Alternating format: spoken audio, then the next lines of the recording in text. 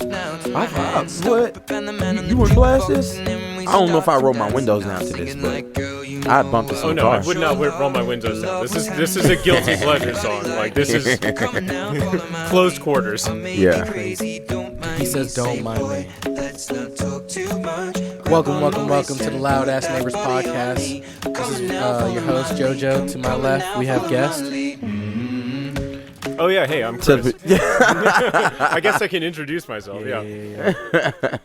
It's your boy King Changalang, y'all. What's up? Thank y'all for tuning in with us. Yes, sir. Yeah, no doubt. How was your weekend, Chris? It was honestly, it was great. Awesome. I mean, to be fair, I spent half my weekend at your birthday party, so it was a good time. Yeah, the boy turned 30 piece. Yes, sir. Year, 30% loaded. Curry year. You're funny, bro. Curry year. So morning year. Yeah. Your boy's an adult now. He can't risk life like he used to in the 20s. Mm-hmm. He's got to be a little bit more conservative with his decision making. It's a lie, Joel. Just let life happen. I know. So yeah, it was awesome, man. Pool, sun, females, baddies, honeys. Yes, as far as the eye could see. Yes, a cornucopia of fine honeys. Yes. Bro, I told our boy earlier today. I was like, man, I felt like I was on an MTV show or like Bachelor in Paradise, and it was just nothing but like my niggas and like bad bitches everywhere in the pool, and I'm over here blasting my favorite hip hop songs, not giving a fuck. It was real. No, it was a good time. It was a good time. And nobody was trying to put you out. It was just you doing you. Mm-hmm. Good vibes everywhere. Jello shots. Yes, the Jello shots were amazing. Although there was that like group of guys that came out with their own boombox that was like trying to like overtake our music. I mean, kind of, but they were playing like 90s EDM, and it was just kind of like a whole different vibe. But the vibe didn't call for that, and our music, our vibe overtook their vibe eventually. Yeah. I mean, like, almost immediately, no one paid them any attention. It was fantastic. Immediately, they moved right beside us, and then tried to like communicate. Hey, what's up? Here we go again. Here we go again. A group of jack guys trying to talk to a group of guys. All these bad bitches around here, and y'all want to talk to the niggas that got them. Like, okay, here we go again. It's like we have to be cool. Oh yeah. I ain't gonna lie, man. If the younger me saw me that day, what? So proud. So he would have been like, you know what? Fuck the bullying. Fuck the buck teeth right now, and the bowl cut that dad keeps giving us with the crooked hairline. So one real. day we gonna flex on them niggas. Yeah. Just you wait. It's gonna look like a music video. It's stupid. I'm very glad that I would win in a fight against younger me. Like, if at any point younger me decided to give me shit, it would just be like, look, how man, young are we talking about? A younger, like 17. Okay, so, like the me with even more attitude. Could you not make him an adult? You couldn't make him an adult. Why you beating up minors?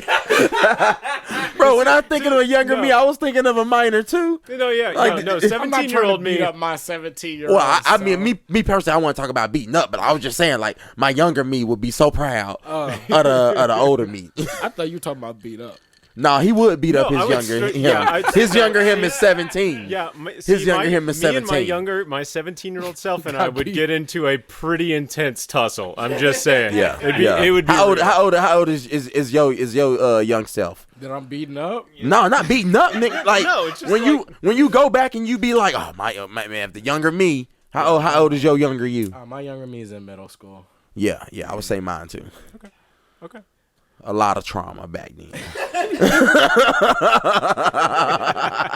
I see you, nigga. I know exactly. We up. Word for word, that'd be my exact words. Like, you up, nigga? I see you. For real, come on. If y'all could go back in time and tell your younger selves like anything, like, come on now. Like, it'd be like this. It'd be word for word like this. What would you say? Hey, Mr. AJ, you're so cool. Mr. list. Wait, hang on.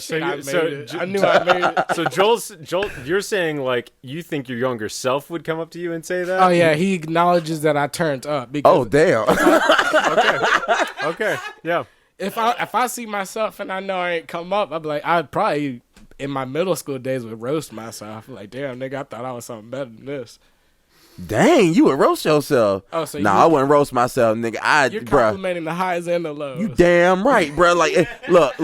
If the younger, first off, so you sending yourself false narrative. No, I ain't sending myself false narrative. I said if my older self could see my younger self, that means my younger self wouldn't even fuck with my older self. Because first, my younger self got to profile you a little bit. I still do it today. First, I got to check you out. But my older self is gonna walk over and be like, "Yo, what's good? I'm the older you. Everybody call me King Changeling." Oh, no. You said you walk over to your younger self? Yeah, I would go to my younger self. My younger self won't walk up to me and roast me.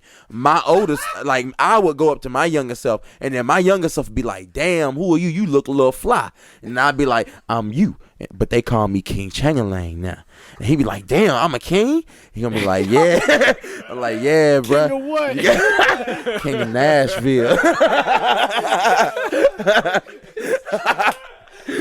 No, I'm definitely bro. I'm gonna look at him. I'm gonna look at him and be like, bro. I'm gonna be like, look, we get in all the clubs, all the bars.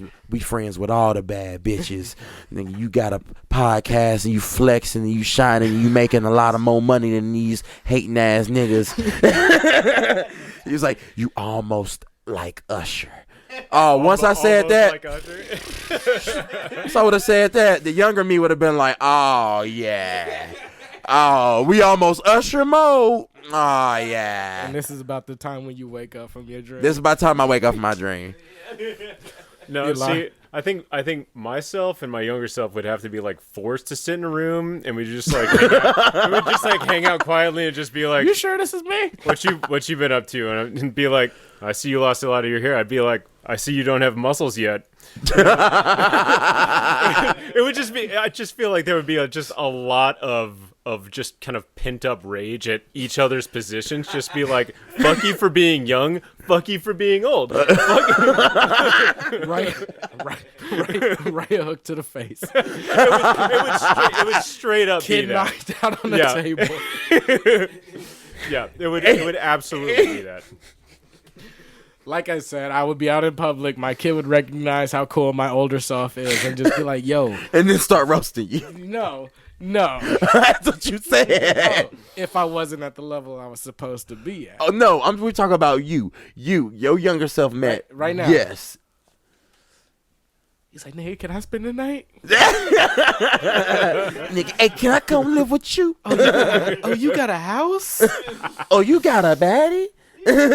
You can do whatever you want. You got money? That's the only thing they gonna wonder. I don't know what more. That's like accomplishment enough for a young person. Trying to tell you, bro. Look. Who did you want to be like when you was a kid? Like I said, I wanted to be Usher. Usher was my. I couldn't be Justin Timberlake or Michael Jackson, so I was gonna be Usher. All my mentors have not panned out well.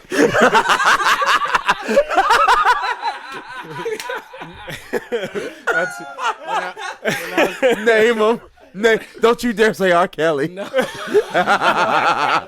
But look, low key when Space Jam came out, all the little kids want to dunk like MJ, and that's all you knew was that song. True. But who was your mentors though? So I played a lot of baseball growing up, and I loved Mark McGwire and Sammy Sosa. Damn, I did too. Both of them got popped for cheating. Yep. Yeah. I mean, to be fair, their neck sizes kind of gave it away, but you know. To be fair, they weren't the only ones cheating. No, it was y'all. Y'all was the record breaking cheaters. Right. Just my mentors. I was like, I always turned up for the people that turned up, and then you found out why they were turning up. Yeah. Bruh, like you knew you was a Mark McGwire fan when you were a Braves fan, liking a Cardinals player. That's what it was. I was like, bro, this dude can slap anything over the Cardinals, but damn, this nigga good. And this dude, Sammy Sosa, he neck and neck. literally. And they got the same size necks. Yeah, that's fair. No, I wanted to be Hans Zimmer, who looked like Daniel Craig. Oh, Hans Zimmer. Yeah. Yes. Yeah. Dude, do you ever like appreciate like the Albert Einsteins of your like kind of like time? Because Albert Einstein's dead, right? I'm pretty positive he's dead. He's been dead for a while. Yeah. I don't ever check the Wikipedia page to see if they got. We're him looking stashed on away like or half a century here, like more than half a century. anything. But like, in my opinion, I feel like JFK is dead too, right? Yeah, no doubt. Stupid. I just feel like Hans Zimmerman is like one of those Albert Einsteins of our time in the music, in that type of like in his industry. I definitely used to be in that train. Like I was kind of a Hans Zimmer hippie before, like not hippie, but Hans Zimmer hipster kind of before everybody else knew him because of Inception and everything. Like when I was in high school, I was just like, yo, Hans Zimmer. I would not shut up about Hans Zimmer. Literally everybody who knew me in high school was just like, yeah, you just like would not stop talking about Hans Zimmer. So that was when you first found out about him? Yeah, so but you didn't know how like much he influenced your childhood and your life growing up. Oh no, I was really aware of it. Like I was hyper aware of it, and then after a certain point, kind of everybody else got on that train. I was just kind of like, there are others, you know. And so I just kind of like, I honestly kind of fell off the Hans Zimmer train, and it's more because I'm kind of a snob than anything else. Like he's good, he's still really really good and doing a lot of really innovative stuff as far as the music is in film is concerned. But I'm also just kind of like, there are others who are doing stuff or who have done stuff, and it's just kind of like I wish there was more than just that name that people knew in film music. Yeah, true. Okay. Kind of like, all right, so drop some knowledge on us. What other names should we be looking at? The one that did Star Wars. Well, so I mean, John Williams, to be fair, is kind of the Hans Zimmer before Hans Zimmer was Hans Zimmer. You know, he was the only name that everybody knew. So you like if you're over 40, you know who John Williams is. If you're under 40, you know who Hans Zimmer is. Put some more facts on it. The reason why I feel like Hans Zimmerman shaped a lot of young African Americans' lives, because you don't realize the films that he was like scoring is the term I'm looking for, right? Yeah. For these movies. Mm-hmm. So like name some like big childhood films that you've seen.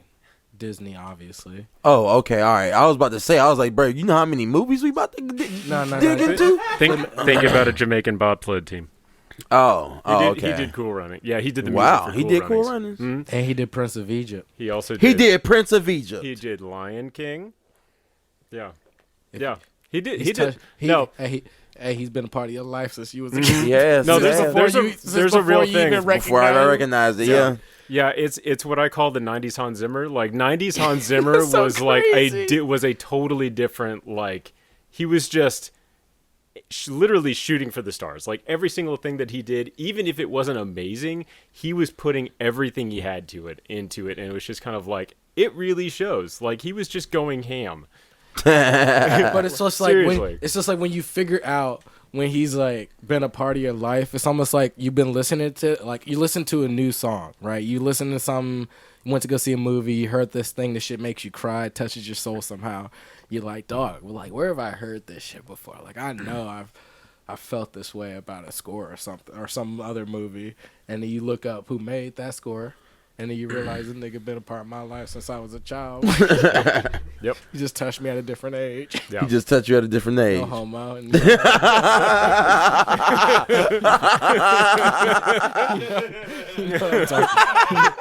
But poor wording aside, I definitely know what you mean. Like, dog, that's crazy, man. Like, Bill Nye, like, think about Bill Nye. Like, it's always cool when we were kids. Like, he was, like, educating us and stuff like that. Like, a part of our childhood. But, like, I don't see much of Bill Nye nowadays.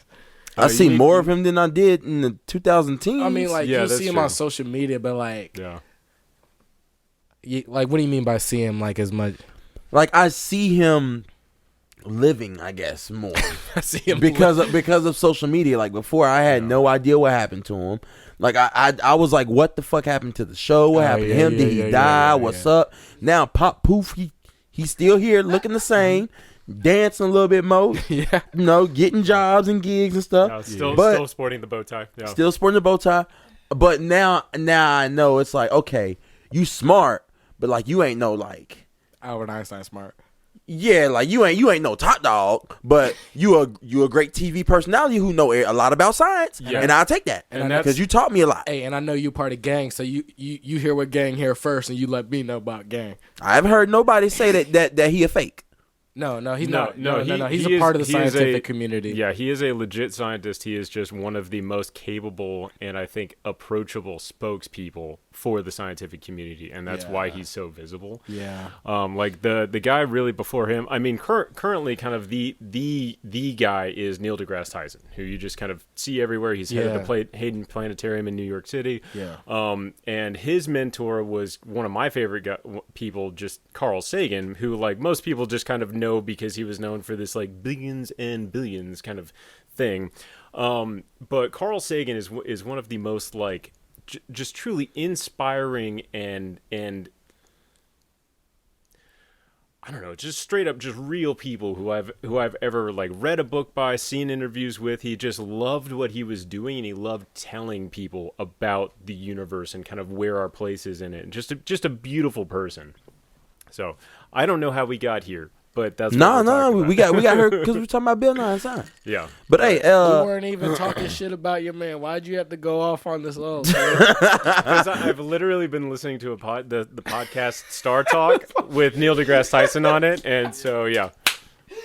Hey, you had to put respect on his name real quick, just so everybody could. Just so everybody could recognize real quick. All you viewers out there, you better listen up. This is.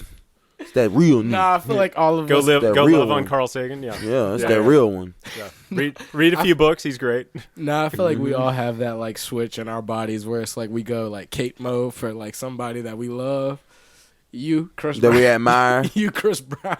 Hey, look, man, that boy is a hip hop and R&B musical genius. Trying to tell you, boy, he come on now, he did what Usher couldn't.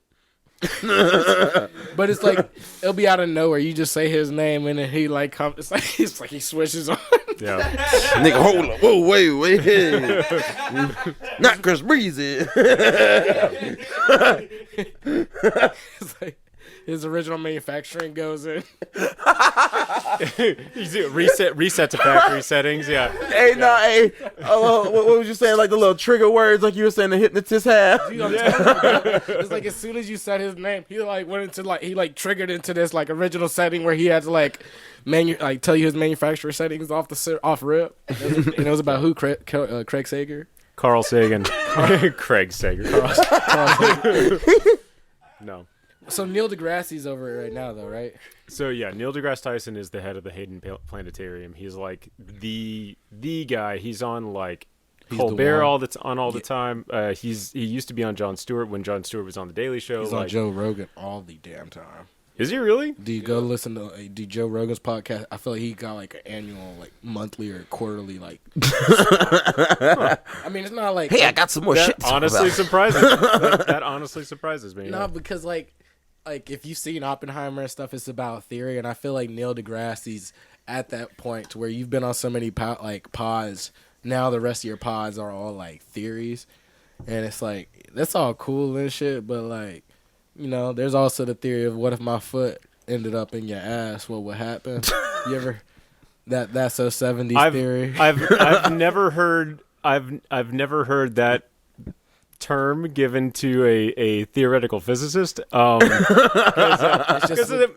I mean, all physics is basically theoretical until it's proven. Exactly. Like people literally 100 years ago were coming up with the theory that gravity could get so powerful that it creates a void from which there is no escape, aka a black hole. Yeah. And then literally within the last 20 years, they actually found a black hole, or at the very least found the most conclusive evidence to date of the existence of a black hole. So just because it's theoretical doesn't mean it can't happen. True. And that's kind of the crazy part of physics is that not only is there a theory, but you can literally go test that theory. True. And it may take decades or even a century, but you can probably eventually either prove it right or prove it wrong, but know what the right version of that theory is. Agreed. Afterward. Like, it's fucking insane. I love it.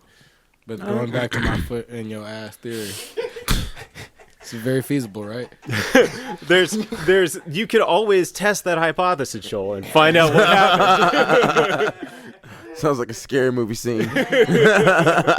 Dude, speaking of that, I was reading something today about the Wayans in the Scary Movie. The Wayans brothers? The Wayans brothers. Why'd I say the Wayans? I don't know. That's a gospel group. So say their name again. The Wayans. The Wayans brother. Yeah. The Wayans basically the Wayans family. Right. Yeah. Started a Scary Movie and stuff like that. Mm-hmm. And they had, I guess, the rights to the first two, but the third one, or like they were getting paid on the first two, but the third one, the production company didn't want to pay them or something like that. Because they were the writers. They weren't. Were they the writers? They were the writers. Okay. They were the writers. They probably directed it too, but I don't know. But I know they were the writers. Right. Their family is freaking talented. Yeah. Like all of the brothers and sisters have like famous professional careers since the 90s and 80s. Yeah. And so when I found out that they wrote Scary Movie, like that was wild. it made so much sense. It was like why did it make so much sense? Bro, cuz if you really look at like the Wayans comedy, like In Living Color. If you've seen In Living Color, that was probably one of the greatest comedy shows. That's my opinion, but one of the greatest comedy shows as far as like sketches and stuff like that. Yeah. So with that, and then plus like just how goofy they were. If you saw them in different movies, like what was it? How to Drink Your Juice. Yeah, you told me about that. In the Hood in South Central. Yeah, like bro, like come on, like they've made goofy movies like that where they made fun of people. I think Scary Movie was the first time they got like a real budget to also, hit the other side, like the white America. Yeah, well, the movie scene, because it was just black movies. So the movie, that movie you were referencing is Don't Be a Menace to South Central while drinking your juice in the hood. If you have not seen that and you love dark humor, and first off, go see it. But if you haven't seen any of like the major black movies, like it Friday, probably will Friday, go over Next your Friday. head. You gotta watch. There's about like 5 black movies that you kind of have to watch. You don't need to, but it's how you gotta get reference. Name them off.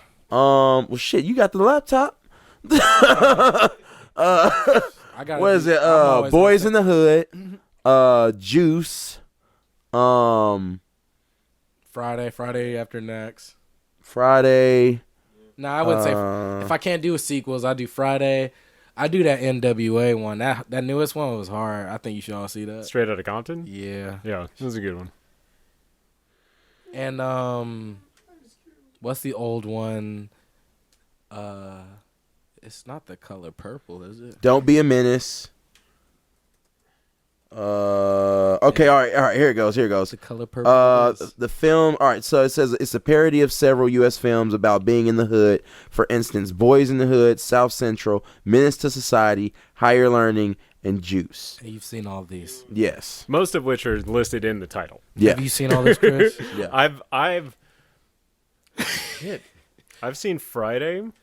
Okay. And that's about it. Yeah. Okay, you got a little black. Yeah, you haven't seen. Then you haven't seen any of the ones I just named. No, none. I've seen half of them, which explains I'm mixed. Yeah. So Boys in the Hood, South Central, Menace to Society, Higher Learning, and Juice. But yeah, it's freaking hilarious. It's a black test. It's freaking hilarious. But Scary Movie gave them the avenue to kind of do something more like nationwide, grab a lot more people, and that's what happened. Like it did help their careers, like because again, like I don't want to say their stuff was underground, but it was kind of just targeted to the black audience.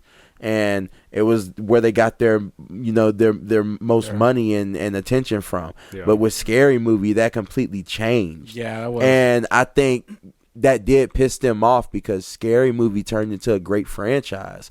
But it only turned into a great franchise because of those first 2 movies. Yeah. Right. Because 3, 4, and 5 was ass. Well, okay, so I will defend 3 because 3 made fun of my absolute favorite movies at the time. Like I was huge into Signs. Did 3 have Kevin Hart in there? Was that about Signs? Were they joking on Signs? Okay, 3 was cool. 3 was cool. 3 was cool. Yeah, 3 was cool. 3 was cool. 4 I can only say I liked only because I had just watched Saw and War of the Worlds, and like I was unreasonably into War of the Worlds. I know no one else who enjoyed the War of the Worlds. I loved War of Worlds. I loved it. Yeah, I loved it. So I definitely loved the moments where they were making fun of that, because I was definitely here for it. But 3 was that the one with Charlie Sheen? Or was that 5? That was 3. That was 3. Yeah, that was definitely 3. 3 had Charlie Sheen, Pamela Anderson.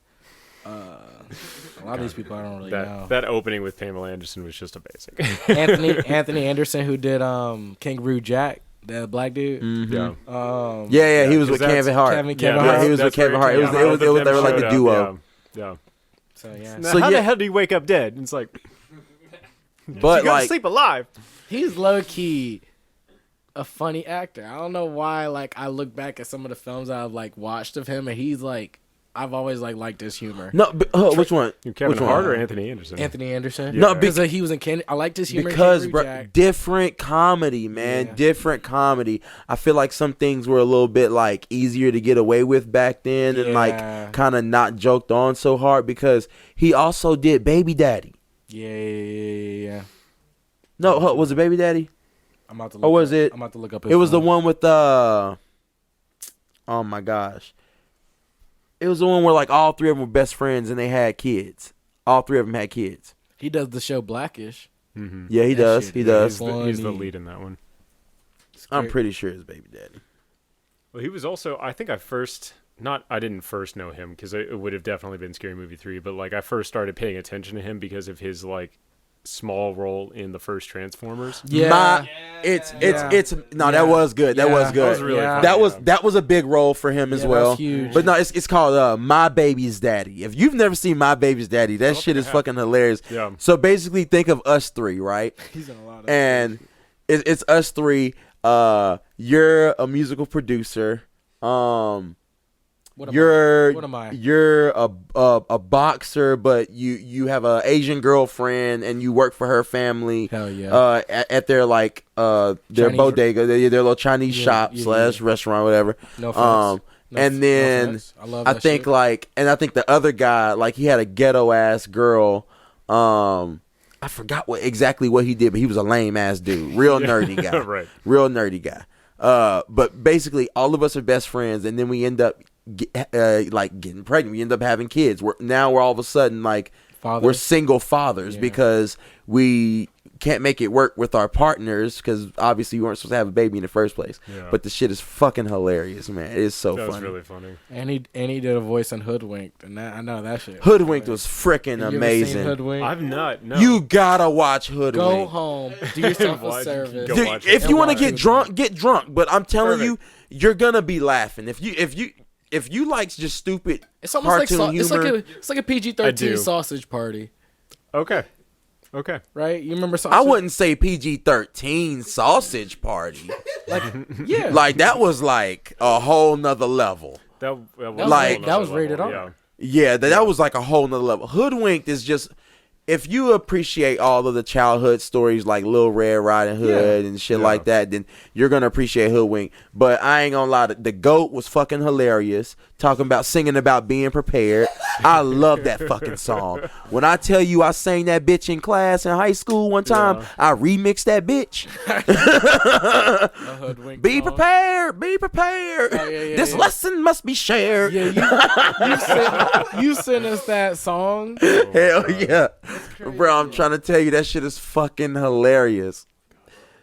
It just brings me back to my elementary school days, where like the days of show and tell, and I would literally bring in like a boombox and like sing the newest song that I just learned. And I was like, I sang like the NSYNC song that was on the soundtrack to like the first Pokemon movie, and like like all of this shit. I would literally just be like, all right, I'd like to show and tell with the class. It's like what I've done. And my teacher, God bless my teacher. Oh shit! You came to the teacher and the classroom and said, "Hey, I got something to show y'all." This is what I'm doing. I'm performing this song right now, and like straight up, my teacher would let me do it. The class would just they would sit there, they wouldn't say anything, and just be like, "All right, thanks everybody." And it's like I would just do that. So.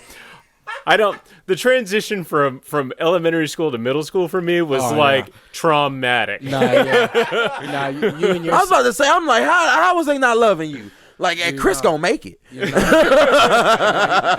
younger self is definitely fighting you when they see you.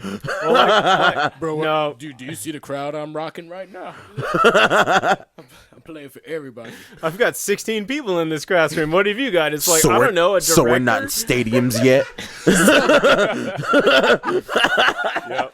So you're telling me we haven't sold out Nissan? No world tour. You're not playing stadiums yet. So you're not going by fucking Ed Sheeran? He's not opening for you. Like, who is this Ed Sheeran? No, that's funny. I'm not gonna lie. I was an artistic child behind closed doors, bro. What do you mean by that? Bro, if the only way that no, shut the fuck up. Autistic? No, artistic, bro. I was an artistic child behind closed doors because in school, bro, I was just so afraid of motherfuckers making fun of me that. Like, I kept most of my, like, talent shit quiet. Like, motherfuckers didn't know I acted until they ended up going to, like, the first middle school play I was in. Mm-hmm. But, it's middle school. Yeah. Like, half the cool people can also get into the play because, there ain't a lot of kids. There ain't a lot of theater kids in middle school. Yeah. You still got to grab some of the cool kids to get enough people to come, and then all of a sudden you have a full crowd and shit. To be fair, that was also still my high school because we had a really, really, really small high school. Really? Yeah, it was crazy. We would literally have like football players and wrestlers in our like spring musicals and everything like that. It was like it became like a thing. No, that's a recipe for disaster. No, they were honestly they were honestly really, really good. And it was like, strangely enough, there was this one time I remember one of the football players in my senior year. And I was so sad because this was like a rehearsal, but like he gave like the most honest like line delivery, and he was literally just saying like, "Hey man, I can bum you $50," and it was just like, it was so just like the way that he delivered it, I was just like, God damn, you can act. Yeah. And then it never happened again, but I was just like, holy shit, like my mind, like I did not know this could happen. I thought you were a different person for a minute. Yeah. Like, you sold me. What did he say? So I don't know. So we were doing like Oklahoma. So it was like some classic high school musical bullshit. But like, so there's this sequence where like the main character is like reaching out to the town, just like, I've got to come up with money so that we can win this whatever and, save the day or whatever it is. And so this one character who this football player was playing, he was just like, man, I got $50 I can loan you, or something along those lines. And he just does it in such like an honest, like, I can help. This is all I got. And it was just like, oh my God, like you've done the people who like wrote this musical would be so proud if that line delivery they heard you like this. It's just like, came down from the heavens, just like, this is amazing. And once again, I was just like, I'm not gonna say anything because that feels like it's weird coming from me to just be like, God damn, you nailed that fucking 1 5-word line, but you did it. Now just like you kissing the football player's ass, and exactly. So I'm like, not gonna say anything. And once again, never ever came up because no one gave him a note. And I was just like, God, this man deserves like an award for this. Like he did it. That was probably his canon event. You were supposed to tell him that he was supposed to change from being like an athlete to an actor. To being an actor, yeah. That's all it was he needed just to like, hear was it was that, because like, I didn't open my mouth. I was like, I'm not going to be weird. Next thing you know, he goes out, get a concussion next game. Well, fortunately, this is after the football season. I'm gonna go dark. I'm gonna go super dark really fast. Oh, no. Do not tell me I caused the darkest timeline. I can't be here for that. Nah, because it was the affirmation that he needed to hear that he didn't hear that told him, hey coach, I can play this Friday. Put me in. Put me in. Chris may have missed an opportunity to find a passion. Yeah, the play was that Friday. He had the choice between. He had that Zac Efron choice. Hey, speaking of Zac Efron, bro, I hit that motherfucker. I don't care what nobody say. I had my Zac Efron moment. Oh no, he is a tremendously handsome. No, because like the way you're saying, like how you had like the athlete just comes and does a show, and then all of a sudden they're like, oh, he can do this now too, and da da da da. because it's so funny. Like I said, I used to do it behind closed doors and stuff. No, for real. On the DL. And when I was in Jackson, not a lot of people knew. Like, not a lot of people knew that like I did that type of stuff. And then when I moved here, it was sports. I really didn't do that much type of stuff until like I signed up with that agency. Whoa, wait. So is that what Jackson always knew is sports? Jackson knew sports and the arts, like because middle school. They middle school knew me for the arts, but that was like, again, even the popular people were in it too. It was just like, oh, AJ can sing and AJ can act and stuff like that. Yeah. But not like when I moved here and got to high school. Well, I did that 1 year of high school, then I did bus stop, and I mean, I ain't gonna lie, I showed out for that one. But that was again in Jackson, and then we moved here, and I was like, shit, like I'd rather be a jock. These jocks cool. Rebrand. Yeah, bro. Hey, when you go to new high school, bro, you gotta rebrand. I was like, bro, I'm gonna be a jock. I'm gonna be that nigga. I'm gonna be popular. Like I ain't care about being like an artsy fartsy no more. And then senior year came, and they was like, hey AJ, because I still did like choir for like one of my classes. So it was like, hey AJ, you gonna audition for Fame? And I was like, you know what? I'm gonna go ahead. I haven't auditioned for anything here yet. You know, I'm gonna go ahead. Let it shine on them niggas. Let it shine on them niggas. Wow, I was so dope. Everybody was like, "Where have you been? Like, why haven't you done plays before in music?" It's always been in me, not on me. That's real. I feel like I had the opposite approach because I had like the trifecta going on because like in freshman year I was just in band. In sophomore year I was in band and drama. Lies. And then in junior and senior year I was in band, drama, and choir. What? So like I was in all the arts. First of all, it made my unweighted GPA a fucking like 4. So I was like, fuck yeah. But it definitely didn't hit me until like junior year of high school where I took my like, me and the PE teacher kind of had a spat. And like I couldn't do another semester of PE, so I decided to do weights, and I was just like, "Oh shit, weights is actually fucking cool." It's like I really enjoy this, like the idea of just love weights. Well, yeah, true, bruh, yeah, but it was also come on, you like getting jacked for school, nigga. Right? Yeah, you're literally taking a class to go weight train, and all of a sudden you've got bigger muscles. But it was also kind of nice to like I've never been like an outwardly competitive person. I've always been like a really inwardly competitive person. It's like, oh, cool, I can literally be like the next time I'm going in there, I'm gonna outlift myself, and just do that over and over and over again. So like I like all of a sudden got like, oh shit, I could like be built. And then of course like Casino Royale comes out, and this is what gets me back to like wanting to both be Hans Zimmer but also look like Daniel Craig, and I'm just like, oh shit, I can do this. I can do the stuff that I love doing, but also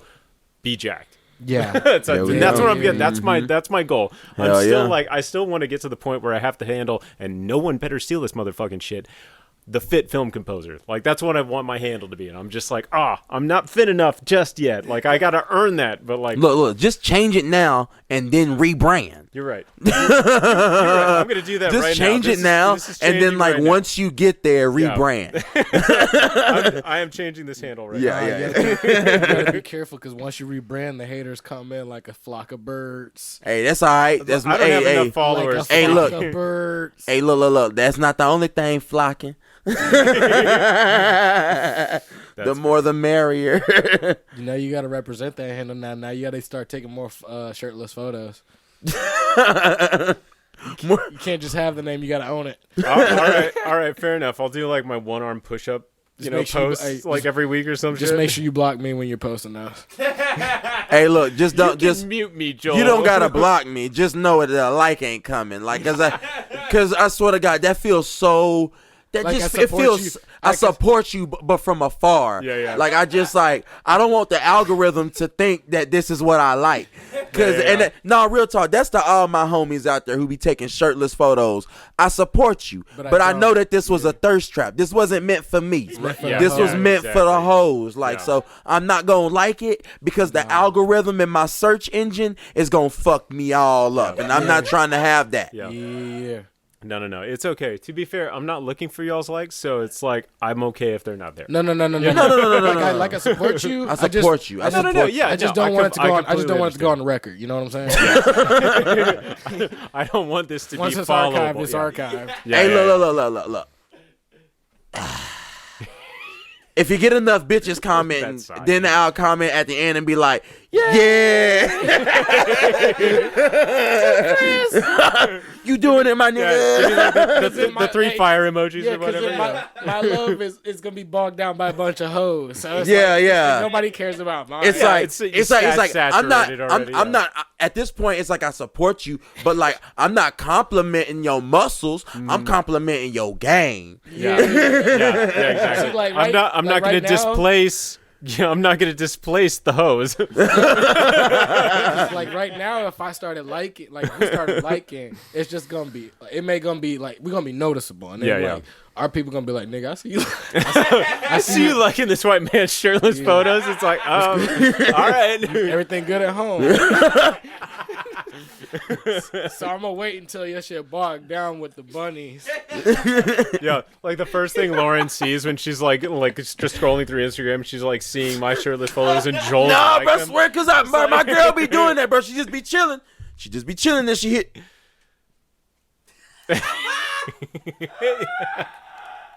Like, and I'm over here going through. Oh, white naked man, light. White naked man, light. My guy, is everything right in the household? Is everything right at home? Swear to God, bro. Like, everything okay? Is good. Look, you want to know what I heard the other day? This is completely off topic, but similar to that topic. Okay. There's a bet online, a live bet on a live site on Patrick Mahomes' relationship going this year. Niggas is cruel, bruh. That's cruel. Weird. So the bets I heard were if they're in an open relationship, if they have another baby, if they get a divorce. Which y'all betting? I'm not betting that shit. No. You gonna have to give me a better couple that I hate. I don't care about them. Yeah. No, if you were talking about like Kim Kardashian and Pete Davidson, I could not give a fuck. But it's like, no, I wish the absolute best for Patrick Mahomes, and I don't know who his lady is, but I wish them all the best. Look, all the respect. His lady a little wild, but I mean, shit. She's a supporter. I mean, she pull up she's to a the supporter. Game. That's all that matters. Like if my baby love me, then fuck it, baby, love hard. Yeah, I would much rather. Because there's another video I saw where they were doing a questionnaire, and they were asking what's a cheat meal, I believe, and she got what's a cheat meal? No, what's like your significant other's cheat meal, right? And she got it wrong, and I'm looking at her like, y'all high school sweethearts. You should know my guy's cheat meal by now. Nah, bro. Look. Cheat meal? Okay. Look. Yeah, like they were asking, like, so she was given the question, what's Patrick Mahomes' cheat meal? And she said, fried chicken. And then she said, country fried steak. Chicken. Yeah. I was like, yeah, them are two good answers because them are some of my top tiers. I ain't gonna lie. And he was like, oh, no, it's Tex-Mex. That feels like that's just so. It's not even like, that. under it's the just, radar. You don't understand like how long is too long now? It's not about the time. And some girls really just don't pick up on things like that because that's just not in them. What's your cheat meal? What is my Nick? I don't have a cheat meal. I cheat. I cheat. Eat every day. Yeah, it's Oreos. Okay. Nigga, like, well, I guess a better question. I eat home chef meals, and then I eat the cheat meal, all in one day. I guess a better question would be: let's say you went on a diet, right? What do you think would be the item or meal that would get you off that diet? In your opinion, you're most likely Cajun fried seafood. Ooh, every time. That's fair. Yeah. Every time. I mean, if there's only one thing I can get every time, then yes, I want that every time. Cajun fried seafood. Yeah. Yeah, mine would if I only get one every time, yeah. Yeah, mine would either be. So that's the thing that usually everything you could probably look past it, but country fried seafood. Let me sneak that in real quick. Yup. Yeah, I see that being a thing. No, mine would definitely be like a double cheeseburger with fries, or it'd be like some massive ass Italian sausage pizza, all with the side of Oreos. Like Oreos, I swear, Oreos are going to kill me. It's unreal how much I appreciate a good cookies and cream. Oreos in your manufacturing. Anybody who says they don't like Oreos, something weird with them. They didn't have a nice childhood, or allergic to chocolate, Sure. But I mean, I know some people who would die eating Oreos. My solution. Hey, bro, just think about 2040, bro. You can do some shit like that. I can eat me some Oreos and. Oh yeah, dude. If I knew Oreos would take me out, and I got sick of this word, I'd eat Oreos going out. Buy me a whole 24-pack king size. Yeah, get that mega stuff. I'm telling you, look, bro. The pharmaceutical companies are gonna get rich regardless, because they're gonna make some type of inventions that make it easier for people to bullshit in their daily lives. Yeah, and they'll make that prescription. Like, they'll discount it when you package it with the Oreos. Buy the Oreos, and you get 5% off of your next prescription. You get 20% off diabetes medication. Hey, the coupon gonna be on the prescription to get the Oreo. It's on the inside like a cereal box. Nah, like the little Kroger receipt you get at the end. Yeah. Or they've actually. Do you know how innovative that was? Back in the day, that was so cool, bro. Like, you would hate a motherfucking cereal, but that toy in the box was so cold, I had to buy that cereal, boy. Mm-hmm. I remember there was, when the Star Wars like first came out, it was like the Phoenix. That's Harry Potter. No. Menace. Phantom Menace. Phantom Menace. Yeah. The cereal boxes had spoons in them, mm-hmm. and them spoons would change colors with the milk. Yep. Yep. And they were at the bottom of the cereal box. Hey, look, I remember one time. I remember my mom bought 2 or 3 of them things, all the different flavors: Cheerios, Apple Jacks, and like I can't remember the last one. We'll just make up one. And it was probably Captain Crunch or like Fruit Loops or something. Fruit Loops. Yeah. They didn't want to. Look, Cinnamon Toast Crunch was fine, but you couldn't get Cinnamon Toast Crunch every time. That was too much sugar. That was the golden stuff. Yeah. So I remember my mom got all 3 of them, and my brother was like, we were like be first dibs. So like whoever opened the box first got the toy first. Usually you just take the wrapping out, go to the bottom of it. Some of them cereal boxes were sneaky and put them hoes in the cereal instead of that. No. Most of my shit was in the cereal. Yeah, I ain't gonna lie to you. I had to like shake. No. You had to shake the bag a little bit and get the toy on top. Then bust open the bag and then like shake it out. Nah, some of mine were like you could like open it, pull the bag out, and it was at the bottom of the bag or like maybe on top. Yeah, okay. I know. So like, keep going. No, but this one was a spoon, so they were inside. And I remember I opened all 3, took all those spoons out, all 3, and then when he never found them, he was like, "What happened? Something must be wrong." And then my mom obviously put 2 and 2 together and got on my ass because I'm over here eating one of them. God. Spoon changing colors and everything. Y'all remember box tops? Yeah. You had to like every time you bought cereal, there's like a box top. Yeah. And if you cut that cardboard out on the cereal and collect them and bring them to school, you can collect enough to get some prizes and shit. Yeah. Boy, I got my Kool-Aid. We got our Kool-Aid beach towels. That is so ghetto. Kool-Aid beach towels. The Kool-Aid man. Yeah. Yeah. What school was this again? Because this wasn't Raven. No, this wasn't the school. It was the Box Top Corporation. It was like once you save up enough box tops, they all add up to points, and you can send them in. You can like get certain prizes and rewards and stuff. That's crazy. Yeah. I know they need to bring it back, bro. It made my parents buy cereal. Mm-hmm. I was over here collecting box tops like a motherfucker. That is a great consumer incentive. Yeah. I agree. So, Chris, tell everybody what you do, man. What's your story? Oh, yeah. So I am a Nashville native, and I write music for movies. Boom. Yeah. It's flex on these fools for a little bit. So I decided when I was 13 years old that I wanted to be a film composer, and it's like it took me a while to realize, like, because I remember having walked out of the first Pirates of the Caribbean when I was like 13 years old, which also both kind of like dates me. Like Like, I walked out of that movie just like, I had not wanted to go see this movie. I thought it would look. What? I thought it looked stupid. As a 13-year-old kid, I was just like, this it's movie. Pirates. Yeah, well, see, I didn't know that at the time. It was like there was the only other Pirates thing. The only other Pirates thing that I had ever seen at that point was like Muppet Treasure Island. Muppet Treasure Island is second. First off, side note: Hans Zimmer. Literally fucking Hans Zimmer. My I was God. just like, holy shit. Oh Literally, my the God. opening is that. Everywhere. He's everywhere. It's insane. He's almost like Dr. Seuss. He's everywhere. Yeah. So that's real. But like, I go into this movie just kind of like, because a friend of mine came over who was like from out of town, came over to my house, was literally like, yeah, you want to go see a movie? And I was like, all right, I'm going to hang out with you because you're cool. And then we go see this movie and it just like changes my fucking life. So I'm just like, oh my God.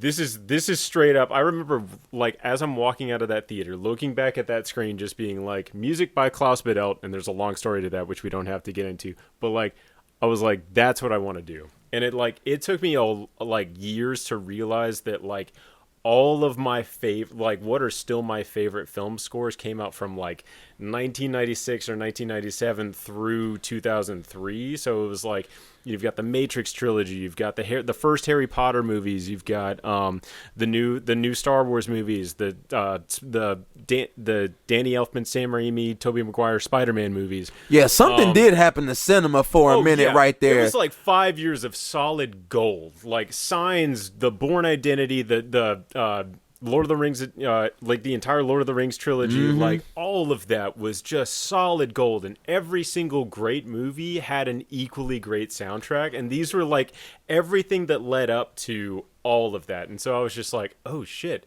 this is like, because I'd been buying You got talking to Mike. soundtracks. What? You got talking to Mike. I don't know what you're talking about. So like I'd been buying soundtracks since like early in middle school, and I was like, I would even see movies because of who the composer was. Like, I was already that kid, and then it wasn't until Pirates of the Caribbean came out that I was just like, fuck, that's me. That's exactly what I want to do. That's it had to been crazy, because I ain't gonna lie, I listened to it and I'm like, damn, that's some good ass music. Yeah. But it never makes me feel like, damn, I need to create this shit. Hans Zimmerman. Yeah, no, but for He's real. everywhere. Yeah, he's Albert Einstein of the score. Like, yeah, well, so literally, I mean, Hans Zimmer actually did a lot of the main themes for the original Pirates, and then it was basically the credit was given to this other guy, Klaus Badelt, because Hans Zimmer had essentially said to Ed Zwick, the director of Last Samurai, I'm not going to ghostwrite on some other project while I'm doing this, and of course, like, Jerry Bruckheimer and the producer of Pirates of the Caribbean is just like, hey, so we just fired the guy who we originally got. Can you like bail us out? And this is like 30 days before the movie's release. So like 30? Yeah, literally a month before the movie's release, they let go of the previous composer. Hans Zimmer's brought on. He's just like, okay, I can give you like literally a drunken night of coming up with some ideas. He comes up with the Get the fuck out of here. So he came up with that, and then Klaus Badelt came up with the and then like they had like 12 other guys just kind of like piecing together the rest of the score based on what these guys had come up with. Based on the ideas. Okay, yeah. Okay. And so, you know, they've got this entire team. That's kind of Hans Zimmer's thing. He just has a boatload of people to just kind of like churn out as high quality a soundtrack in as little time as possible based on the themes that he and or a couple of other people come up with. And that's kind of how that goes. Shout out to the team. Yeah, exactly. And like I got so deep into what his studio used to be called, the Media Ventures kind of like world. I've followed like all of their so it's now called Remote Control Studios. That's like Hans Zimmer's studio name. But like I got so deep into like all of the other additional composers, like I started following like, you know, I was like, who did the music to like Secret Window? It's like, oh, it's this like classical composer and this other guy under Hans Zimmer. Are they working together? It's like, well, no, the classical composer did some of the music and then got fired halfway through, and then the other guy got hired to do the rest of it. But like both sides of it, the stuff that they chose was also friggin' amazing. But so like this is like the depth to which at like 14, 15 years old that I was just like, okay, you're finding your niche. Oh yeah, I was so deep into it. I'm still just like, I'm still like so enamored with so much of the film music that was coming out from like 99 to like 2009, and then since then I've just gotten a little bit more like. You don't listen to that. Well, so I've definitely gotten a little bit snobbish. After a certain point, you can definitely it's very easy for me to tell like what composer has done a film. Like I can literally just listen to a film, like watch a movie, not listen to the music by itself, but watch a movie and just be like, James Horner did that. Hans Zimmer did that. Jerry Goldsmith did that. That like it's that easy to kind of pick up on the like tips and tricks of kind of like what these composers' toolboxes were.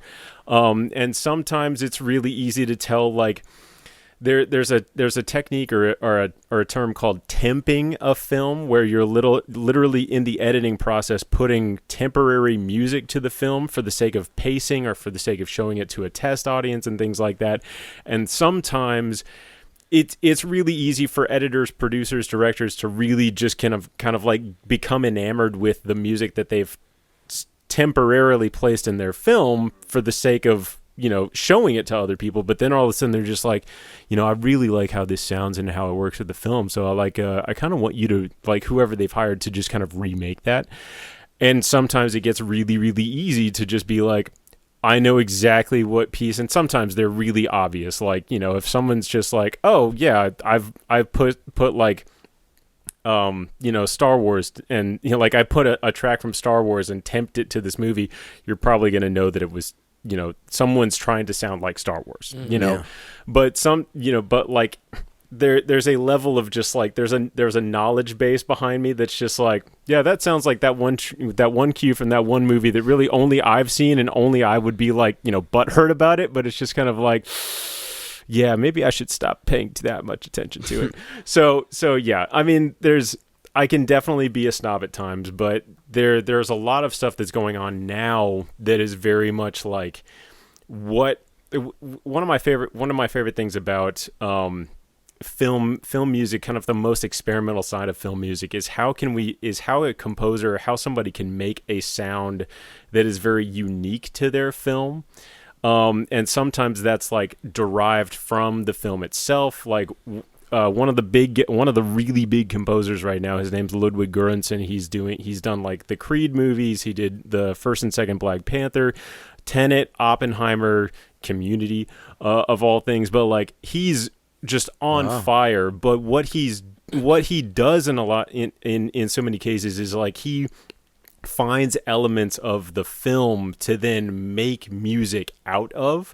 Like there's a sequence in Oppenheimer that literally starts when you hear this you hear the sound of a Geiger counter, which measures radiation, that sound, and then all of a sudden it starts developing a rhythm. And what this composer did was he sampled the Geiger counter and makes a beat out of it that then becomes the basis of the music for this scene. That's dope. And it's just like, don't be putting Kanye on that now. Oh my God. Hey, Kanye, king of samples. That's dope. So Ludwig Göransson had actually been the producer for Childish Gambino for like 3 or 4 albums. Whoa. Yeah, so he had done like Because the Internet, which is one of my favorite what? albums. Yeah, oh dude, it's insane. But like there's a point in I want to say it's either Sweatpants or it's World Star. I don't remember, but shit, both of them are fire. Both of them are fire. Right. So he literally samples a metronome, just the click sound. Oh, that's Sweatpants. Yeah, that is a metronome, and you're just like, oh my God. And then he starts rapping. Exactly. Yeah. And it's just absolutely insane. But so that's taking taking this very contemporary kind of like hip hop electronic producer style or these kind of like tools and implementing them in film. And it's just like that kind of thing has always appealed to me. And it's just like something that's really, really interesting about film music is that you really don't have limitations as long as you're coming up with something that's really compelling. And that's something that drew me into film music in the first place. Like the fact that you can literally in the same movie be asked to write like a jazz trio, a giant orchestral and choir piece, and then all of a sudden just be like, also we need kind of a hip hop trap sound. You know, it's just like, I'll figure it out. Yeah, this is great. Is film music getting better, worse, or stagnant? Honestly, it just depends on the film. Like, there's always been shitty film music. There's always been fire film music. There's always been mediocre, kind of like passable film music. And honestly, every single composer at some point is capable or responsible for all of that. Like, there's some really mediocre Hans Zimmer scores. There's some okay. I mean, John Williams is a very strong exception to that. Take that like shit back. he's too I've fucking listened good. to all Hans Zimmer shit, even that Disney did geographical music shit. All of it's fire. Well, so I mean, part of that is he's also got a giant team behind him that is there to make it as good as possible. But sometimes, like some of Hans Zimmer's music has just honestly sounded kind of the same. For the last 20 years, you're just kind of like settings. Hans Zimmer may save you. But I think that's part of the business. You know, sometimes you've only got 3 weeks to do with the music for a 2-hour film, and you got 90 minutes. You telling me they have like fucking 30 days before this bitch. Like, first off, why the fuck would you give me 30 days when the whole world has already known for 90 days when this movie was coming out? Yeah. Well, exactly. They said that was a big issue with The Flash that came out and why it flopped, because like people could tell that like The Flash is trash. Yeah, the animation. Flash is trash. I ain't even seen it yet. Yeah. No, it's absolute trash. They just said the animations were not great. They were like, you could tell that they were rushed to certain scenes and stuff like that. Well, just, I mean, like, but not that's well put together. So that has a lot to do with kind of the industry. I think taking for granted just how much time and effort goes into doing what it is they're trying to accomplish. So it's like they're farming out, you know, tens of thousands of effect shots to like offshore, and we're literally talking like Korea, we're talking India effects houses. And so just kind of like, oh yeah, we'll just farm out to the entire world all of these effect shots without really any intention of them actually being great, like, because we need them done in the next 6 weeks versus the next 6 years. And it shows. And you know, that same sort of thing kind of happens with most any business, but like I think a lot of films and a lot of music, really just art on a kind of consumer level suffers when it is rushed way too much. Yeah, but why Warner Brothers? Warner Brothers, y'all keep taking L after L after L in my. They just got a dub. That's not. Is Barbie Warner? Barbie is Warner. Oh yes. shit! Yeah, that's a dub, I guess. Yeah, well, that's a dub, but that's not true. A superhero dub. But that wasn't no superhero dub. They don't care about that. They just care it was a dub because it was a dub in Christopher Nolan's face. I mean, they just care about the money. Yeah, I definitely agree. It's about the money. I think I would honestly think beef. I honestly think that's an oversight. Why would it be an oversight? Because like do you know honestly, about the beef? I mean, I do know about the beef because Warner Brothers basically sent everything to streaming in the middle of COVID. Yes. And Tenet was like supposed to be the one movie that like brought people back to the theater. Yes. And it didn't happen the way that anyone wanted it to. And after that, the kind of streaming, like Warner Brothers decided to basically shift money between its subsidiary companies to buy the movies that it had already made to put them on streaming versus having them actually theatrically released so that they can make, you know, I'm going to call it actual money, because money changing hands in your own pockets is not you making money. No. But so after that, Christopher Nolan was just like, all right, I see how you're basically playing not only me, but everybody in, you know, all of the directors you've hired and every filmmaker and every actor, everybody who expected to make some money off the movies that they made. You're playing us dirty. True. So I'm gonna leave. Yep. And somebody else is going to take some original content who's, you know, actually done at the best of my abilities. And Universal was just like, nad that shit. So yeah, Warner Brothers, for either on purpose or again just because of oversight. All due respect, Christopher Nolan knows, everybody with a right business mind knows that was on purpose to get back at Christopher Nolan for leaving. and trying to make a scene. I mean, go out because everybody respects Christopher Nolan. Christopher Nolan is like one of the top directors in the movie game. Yeah, but Oppenheimer didn't change that. I know. And he's out here smearing Warner Brothers' name.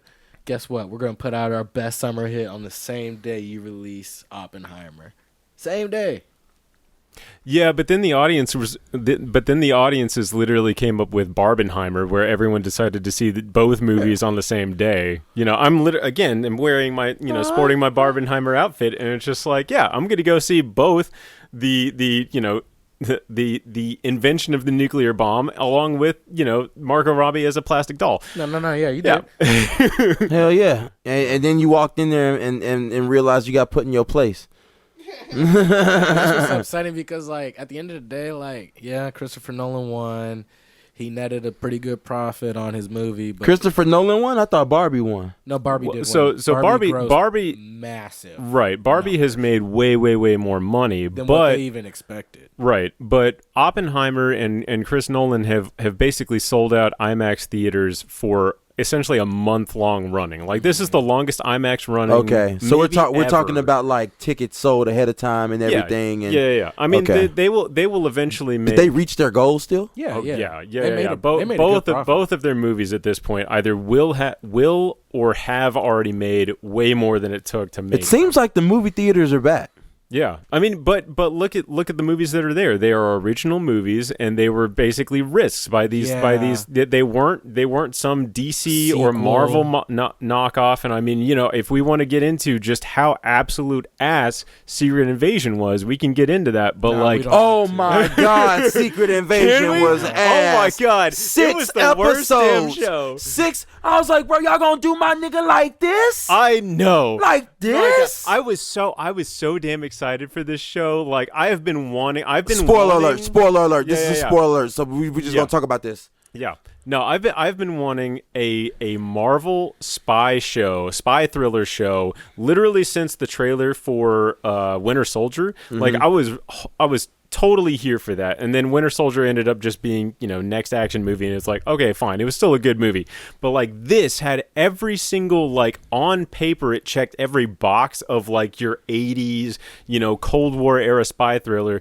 But nothing happens in this show. There's nothing interesting about this show. There is no good character development. Everything is so quick. Yeah, there's no setup. There's no payoff. It's basically, oh, here's this problem. 5 minutes later, I guess it's done. We're gonna solve everything. You know what? They can shapeshift into any human, and they've been running this shit and infiltrating countries for 30 years. But haven't managed to do anything. And now motherfuckers got powers of all the Avengers. Yeah, but like, still aren't going to do anything. Like, whoa, what the fuck? Did we not just... Yeah. I'm sorry, but that motherfucker had the arm of Groot, then his arm turned into the Hulk, then his arm turned into Mrs. Marvel. Right. Whoa, what the fuck? Yeah. You can't defeat him. Like, I mean, obviously, he got defeated by somebody else of equal power. Who had even more power. More power. Yeah. But in the end, now you look at her and you're like, now who the fuck is gonna defeat this bitch? Yeah, exactly. It's like, and she's only been introduced in a television show. We're probably never gonna see her. Her daddy and mama are dead, so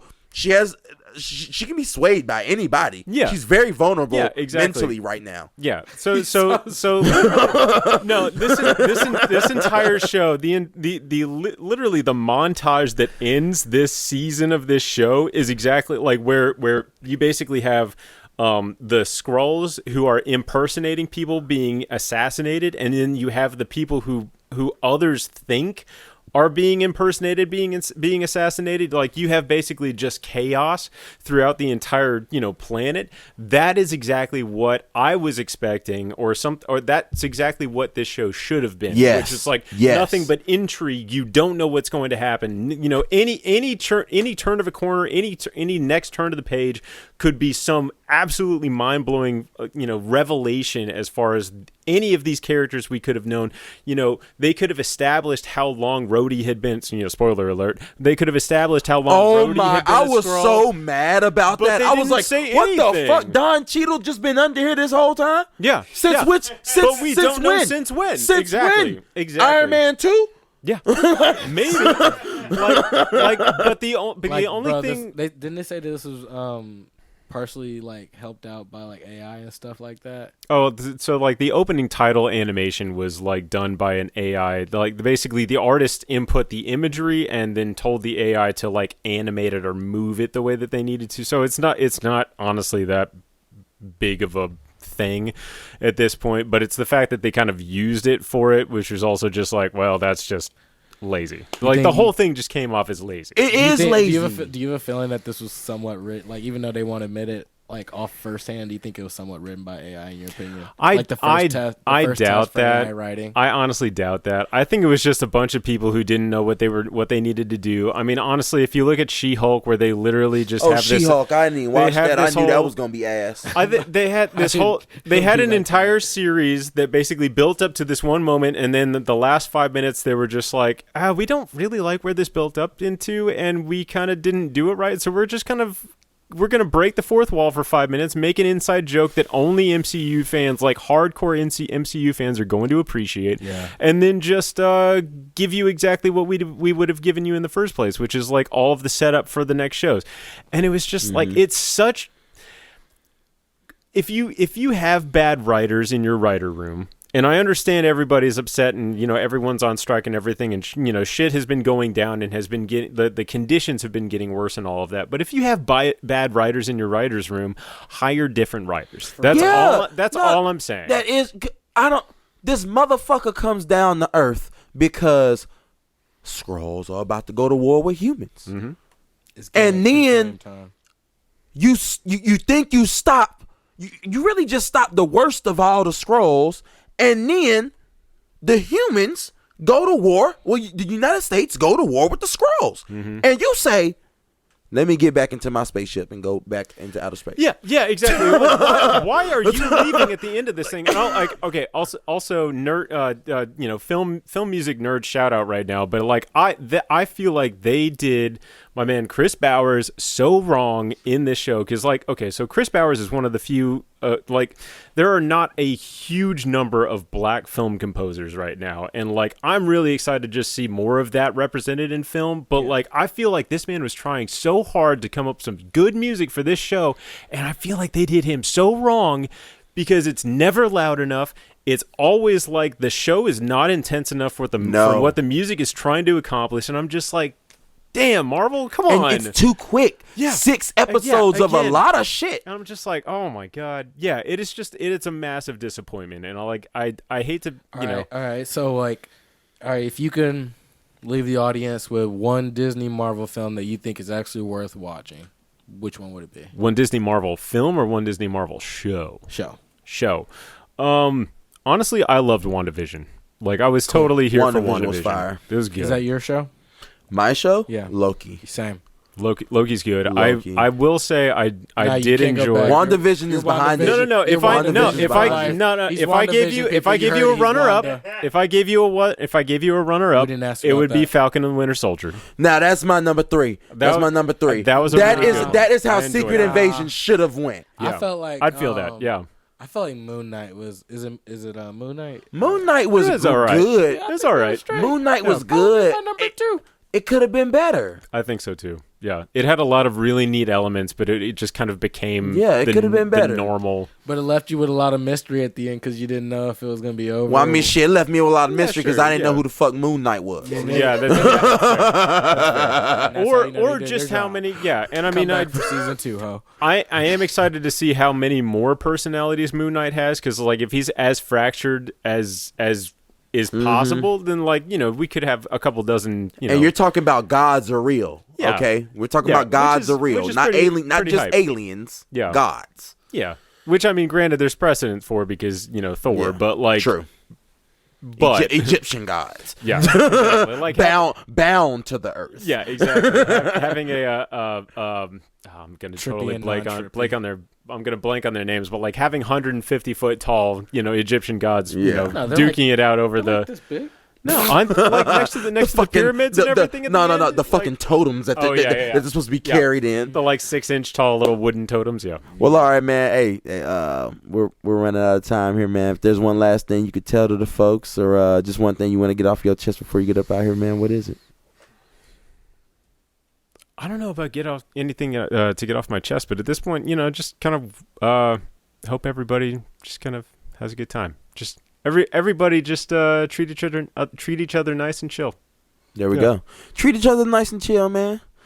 Treat each other. I hate sometimes. I hate sometimes, but then my girlfriend reminds me, "Hey, chill out, chill the fuck out. You hating." Treat each other nice. Hey, babe, you're not treating me nice or chilling. Hey, quick, chill out, be nice. Thanks that's for coming out, Chris. For real. No, thank you guys for having me. This is very last minute, and I'm glad I was able to make it. Yeah, hell yeah. Nice. Nah, don't worry. We'll do you justice another time. Get our boy Jack on here too. Yeah. Dude. No, that'd be a good time. Oh yeah, we would have been talking for 2 hours. I hope he get this gig. Then we really start talking that business talk. Absolutely. No aliens real. I need to know. All right, y'all. Well, the neighbors are knocking. It's your boy King Changalang signing off. Your host JoJo. And Chris. A special guest, Chris. All right. Please like us. Please like and subscribe.